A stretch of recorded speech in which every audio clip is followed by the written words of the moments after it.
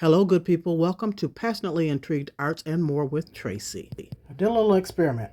I had a couple bags of red grapes and I put them on a couple trays and dried them out in the oven. I placed it at 225 and dried it for a couple hours. Now, some of them came out pretty crispy, but they're not burnt, and others are like raisins. But then there were some that were still really soft. So I took most of the soft ones out and put them in the dehydrator and left them in there for several hours. They still didn't dehydrate. It takes forever.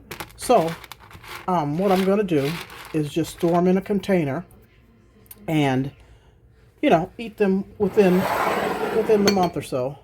Put them in here and just enjoy them. I'm still going to put a dry pack in there. They're not quite dried like they should be to preserve for quite a bit of time. But it was a great experiment. So I'll just fill this up and enjoy. They're pretty good. They're sweet. They're very, very sweet. Peace of love, everyone. Toodles.